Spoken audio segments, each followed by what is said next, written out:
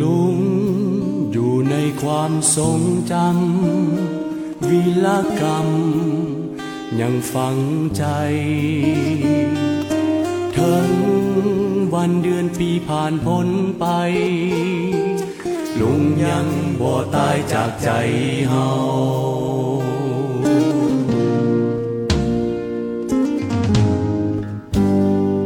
หอยยิ้มลุงยังว่าผลงานยังยิ่งใหญ่ชื่อเสียงดังก้องไกล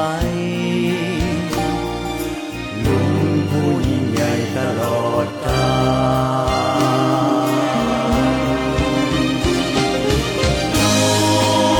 ลไกรสอนพงษ์วิหา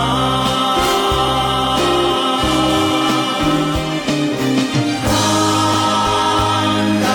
สอนพงษ์วิหารวีรบุรุษแห่งอุดมการณ์ลูกหลานขอน้อมอุสา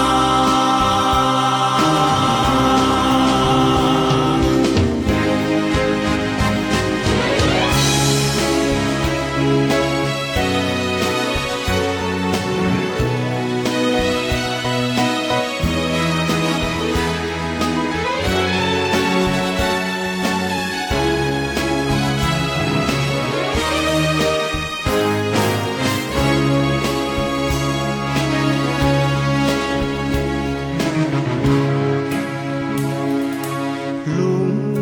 อยู่ในความทรงจำวีรกรรมยังฝังใจถึงวันเดือนปีผ่านพ้นไปลุงยังบ่ตายจากใจเฮา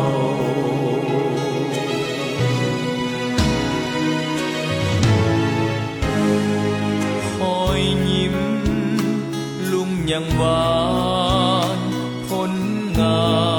นยังยิ่งใหญ่ชื่อเสียงดังก้องไกลลุงผู้ยิ่งใหญ่ตลอด